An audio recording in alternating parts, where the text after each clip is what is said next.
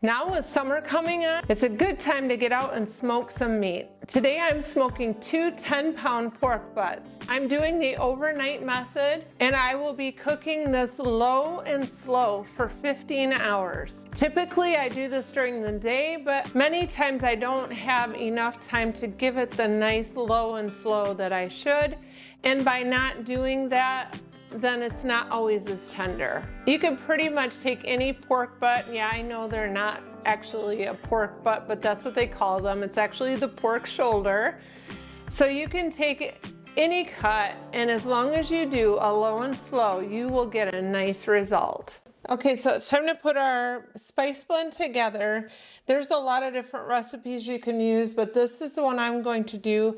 I will give you the recipe for 1 pork butt. I'm doing 2, so I'm actually doubling it. I will give you the ingredient list for a single pork butt. So it calls for 1 cup of brown sugar, 3 tablespoons of paprika, and the paprika will help give it that nice color. And 2 tablespoons of onion powder. 2 tablespoons of red pepper flakes. And then it calls for 3 to 5 tablespoons of Dijon mustard. I'm just gonna guess on this part.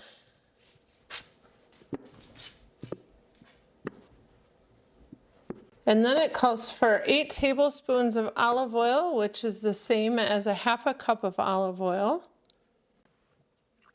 And then I'm going to add 2 tablespoons of salt. And then I'm going to put in 2 tablespoons of black pepper. I feel like I'm gonna sneeze. That black pepper. Woo. So now we're just gonna stir this all together. It's gonna make a really nice rub. You just wanna stir it until you make sure it gets all mixed together. I have my smoker going, so it'll be ready to put this on as soon as I get the rub on.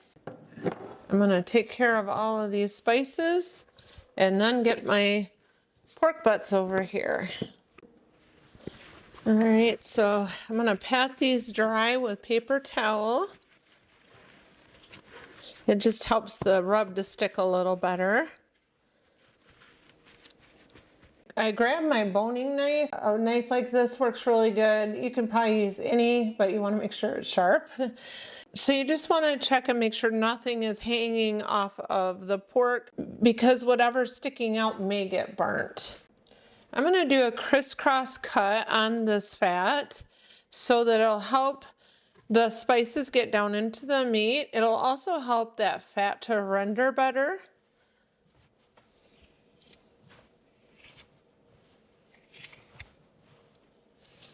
Some people cut this all the way off. I really like the idea of the fat on here.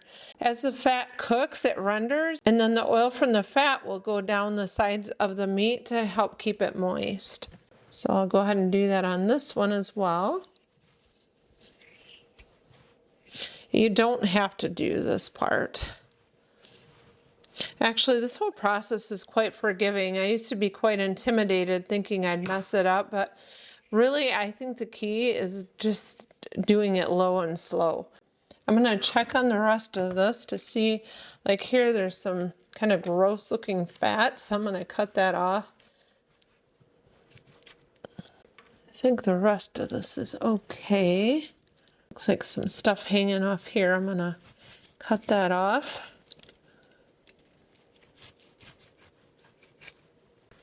Okay, it's time to get our rub on here. These are both almost 10 pounds a piece, so they're pretty good size roasts. Whenever I smoke meat, I want to make sure I have plenty of pork or beef or whatever in the smoker so that I'm not wasting that whole smoke time, because like this is going to be in there at least 15 hours probably. It varies. So, but either way, I just as well to fill up the smoker, and I can freeze this after I pull it as well. So it's not like anything's going to go to waste, or like I have to feed a huge army here with all this meat. I can just put it in the freezer. So we're going to rub this on there.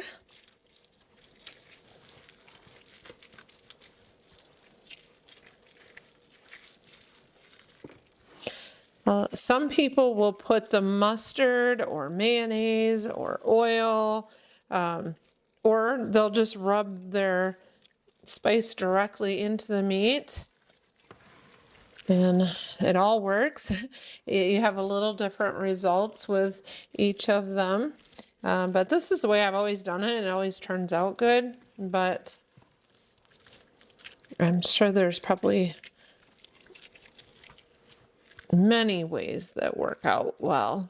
With the recipe that I'm using, you typically put this in the refrigerator for 12 to 24 hours. It's kind of a marinade. I did the one side first because I'm going to be putting these on the grill with the fat side up. Because like I'd mentioned earlier, I want to make sure that that fat can render and run down the sides of the meat to help keep it nice and moist. All right, I'm gonna call that good, and we're gonna get these out on the grill. Now these are very heavy.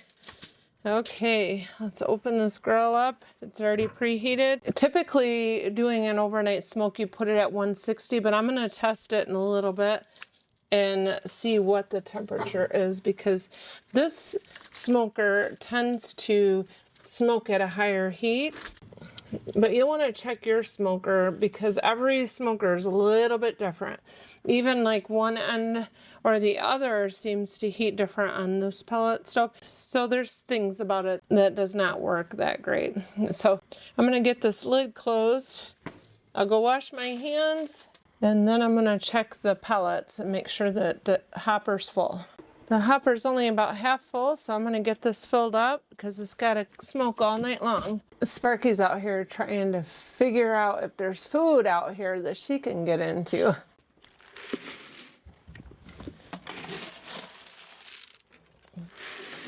There, I got them filled all the way to the top, and these are hickory pellets that I put in here.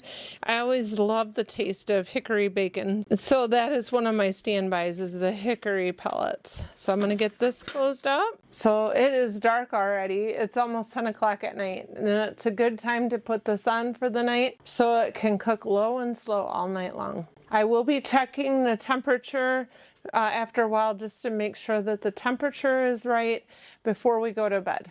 So I'm looking forward to checking this in the morning and see what it looks like. All right, let's open this up and check and see what they look like. Oh boy, they look great. Let's check the temperature here. When you insert the thermometer, you want it to just slide in just like butter, and that's what these are doing. Typically I'd want that smoke's getting in my face.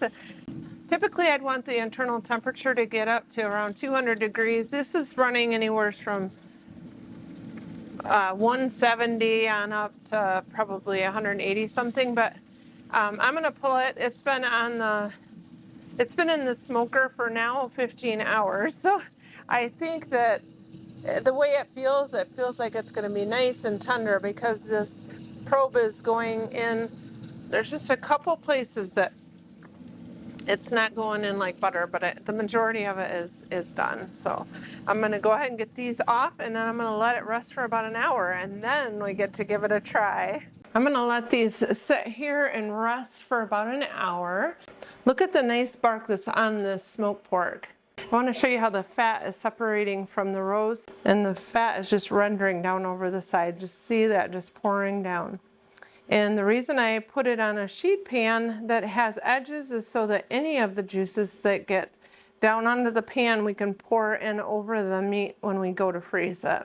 So we'll stop back in about an hour and see how well it comes apart. I let these sit here and rest for about an hour. So this is the moment that I have been waiting for. This process seems like it takes a long time because it's in the smoker for 15 hours. You smell all the smells and you want to give it a try, but you know you have to wait. So I'm going to just dig right in and see how tender this came out. All right, I'll get my gloves on here so my hands don't get quite so messy. And if this is tender enough, it should just come right apart. Look at that. The fat on this though, it's just almost completely rendered. Ooh, it's Still a little bit hot. Oh, look at that. I'm gonna grab a fork. This is still pretty hot, but I wanna get it shredded up. All right, look at that. It smells good. I love to mix this bark in with the rest of the meat, and it helps flavor some of that internal meat that might not have gotten as much smoke. It just adds so much flavor. It's so warm here today that this did not cool as much as I had hoped. When I smoke in the winter, an hour is plenty, but this is still pretty hot. So that's at this point where I take my gloves off and I just start working my hands into it, and I make sure that all of the fat is out of it, because I don't know about you, but I don't love to take a bite and have a big old slimy piece of fat in with my pork. Of course with bacon it's a little bit different, and you can pull this pork as small or big as you like. I like it to be pretty fine, because no matter what I do with it, it will be easy to eat. This pork smells very good. If you see any bigger pieces, you can just take your scissors and cut it if it doesn't pull easy. If you have to do a speed cook on this to where you don't have the time to do a low and slow, it's not going to be tender like this. So you may have to use a knife and actually slice it, or you may have to use scissors to cut it apart, because it's not going to pull very easy. But it's okay, it will still taste good. It might not taste as good and it might not be as tender, but it is edible. Now at this stage, now that this is all pulled out, I feel like this is looking pretty good. You can press out the meat and you can add any kind of spices that you want to. And this isn't necessary, but we do love salt and we enjoy pepper as well. So I'm going to go ahead and put some salt on here and some pepper on here and get it all mixed together. And then there was juices in the bottom of the pan. I'm going to make sure that I incorporate all of that into this meat as well, because it will help put moisture back into the meat. Then whenever I freeze it and rewarm it back up, it will taste much better. Okay, I feel like this is pretty good. At this point, we're going to give it a taste test. Look at all that smoked pork. All right, I'm gonna get some of this, and I'm going to put some of this Kinder's organic barbecue sauce on top of it. I won't put a whole lot because I wanna be sure I can taste the flavor of the smoked meat. The moment I've been waiting for. Let's give it a try.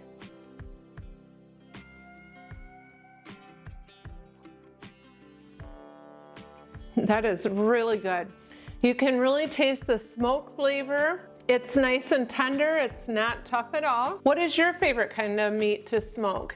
Do you have a favorite method? I would love to hear how you smoke your meat, and if you have any tips, please share them with the rest of us. There's so many different methods and ways that you can do it. So I hope that you enjoy content like this, and if you do, please click like and subscribe and join me here again next time. I hope that you have a wonderful day. Bye for now.